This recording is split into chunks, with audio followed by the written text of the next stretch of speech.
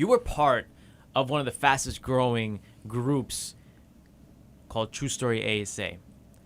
And I just found out today, to be honest, I never actually knew this, that you were one of the original starters of that channel. I wanted to ask you some questions about it. Because, I want our viewers to know the truth, so we're going to get a little deep, if you don't mind. We're going to get really deep. I just want to know, and Sheikh, I want you to be completely honest with me, all right? And completely honest with everyone, okay? On Allah's word, I want this to be the truth. Why did you leave True Story ASA? All right, Karim. This is a very common question that you and I both know that a lot of people ask, I don't want to get too in-depth with it, but I will give you some reasons or some hints or some stuff as to why I left, okay?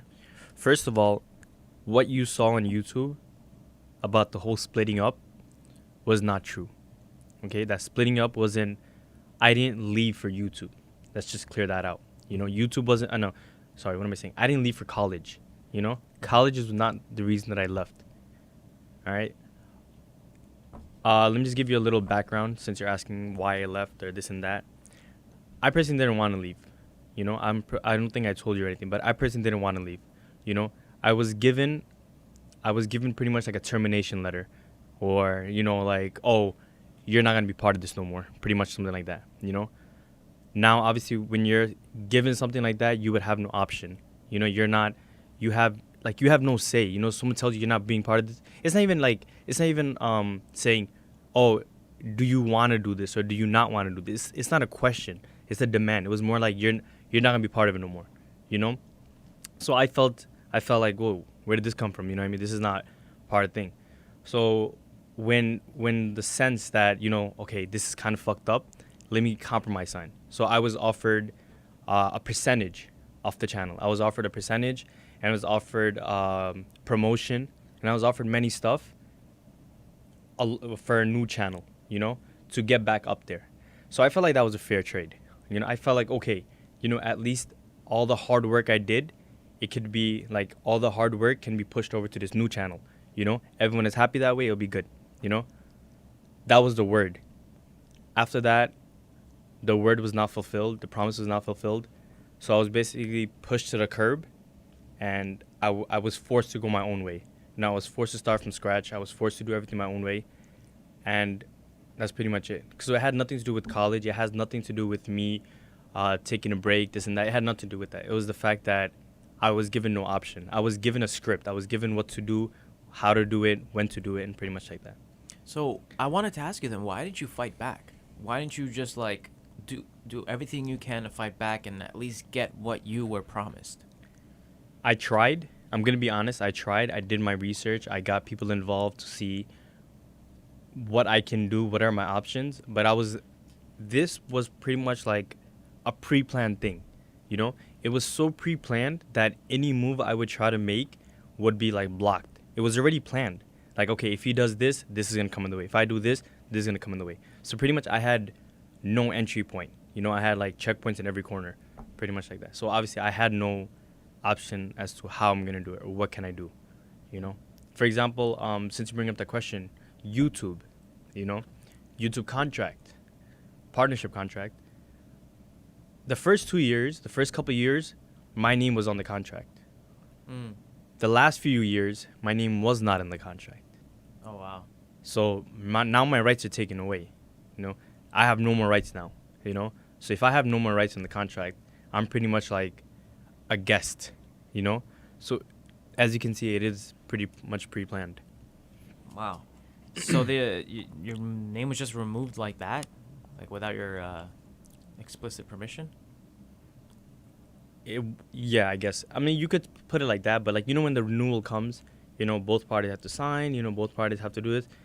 The renewal form, I wasn't given that renewal form. So I had no idea as to who was signing it or when it was being signed. Mm-hmm. It was just signed by one person, given the rights for that one person, excluding me from the picture, and that's pretty much how control was taken. All right. Well, what about when that whole situation came up? I remember the video. There was a video of someone explaining everything that went down, and then they reached out to you again and there was like a monetary agreement that was being made. Can you give us more details on that? The monetary agreement was basically I invested a lot in this channel. I invested like crazy amount, you know? So I invested a lot and the person said, "Okay, I'm going to give you this much right now and I'm going to give you that much later." You know? Mm. So this is my hard-earned money. You know what I mean? It's what belongs to me. I'm not asking him for the money. You know, this is mine. So I'm like, "Okay, give me what's mine," you know? And then he gave me what's his and he was like, "Oh, okay, but for this, you know what I mean? I don't want no trouble, this and that. I don't want any drama, this, that. So if you can just please bring this video down, because I've made a video on this, right?" Yeah. But the person was like, "Oh, you know, if you can just put this video down, this and that, I'll give you your shit. I'll give you what's yours, this and that. But can you just like, you know, bring it down, this and that? Like, I don't want any trouble, blah blah." I don't know how much you know me. I'm pretty sure you know me well enough to know that I wouldn't say I'm a pushover, but I would say more so like, I guess I'm just too nice. You know, like I probably fell for it. You know, when the moment came, I'm like, yeah, maybe he's right. You know, there's no need for drama. There's no need. And I fell for his words, you know, hence why I had to do what I did. And pretty much that's it. Yeah, man. At this time, you kind of took like, you took a lot of breaks. And one of the breaks, the reasons were because, you were depressed and you were going through some stuff. So tell us what was going through your mind. What were you feeling and how did you deal with it? Of what you No, deserved. just to clarify, I didn't get what I was promised. Oh, really? Okay. As in for the share, the share and everything, my percentage and everything, I didn't get not even a single penny from that. Wow. But the money that I did get, it was the money that I invested in. You understand? Got you. Okay. Those I got back, but Okay. I didn't get the, like, I'm not going to bullshit here and tell you, "Oh, no, I didn't get nothing back." You know, I'm not going to lie about it. I'm going to be honest. You know, I got the money I invested back, but the percentage and everything, that's rightfully mine. I didn't get that back. I see. Now, the question you asked is, like, how did I deal with this? And depression and everything you were going through, yeah. Okay, I wasn't, like, depressed, but I was just upset. You know what I mean? I feel like that was, like, the climax of my life. You know what I mean? That's when I got, like, I can curse, right? Yeah. Yeah. That's when I felt like I got really fucked over, you know, because that time I was what's 2015 minus 4 years ago, so I was 21. You know, I'm still growing up, you know? So when that shit hit me, that's when I'm like, fuck, this is life, you know?